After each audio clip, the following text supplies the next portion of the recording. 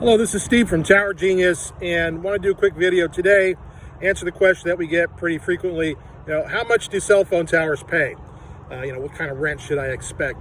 Typically, the people looking for the answer to this question, I find that about 90%, 95% of the time, those are people that are just trying to get a cell tower in their property. Nothing wrong with that. So most people that are trying to figure out what these things are worth on a new cell tower lease agreement are people that are trying to get a cell site on their land. So most properties, most rural properties, you're going to end up seeing offers in the low $500 range, and most of these things will end up paying between $500 and $1,000 because they're built by developers, right?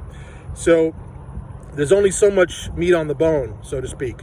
So you're not going to see, $2,000-3,000 a month for a cell phone tower lease on a brand new tower on a rural property. It's just not going to happen. Now, the tower here behind me, here in Fort Walton Beach, this is a mature tower. It's been here, over 20 years, and it's got 3 tenants and several microwave dishes on it. And keep in mind that these sites, these leases, so there's a ground lease there. There's an Advanced Auto Parts. I think it's either belonged to the credit union or the Advanced Auto Parts business. But so there's a ground lease there. But originally, this tower was built by one of the carriers. I believe it was an AT&T site. But regardless, the ground lease was leased to the property owner.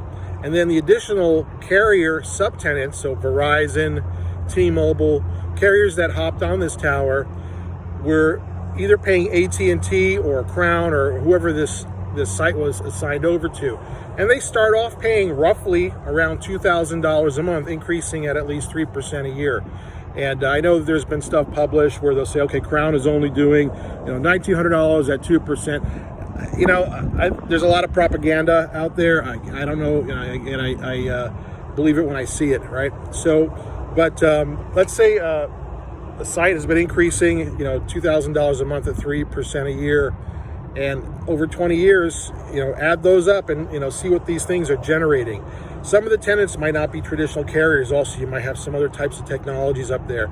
So a tower like this behind me could easily be generating $15,000, $20,000 a month for the tower company, not for the property owner.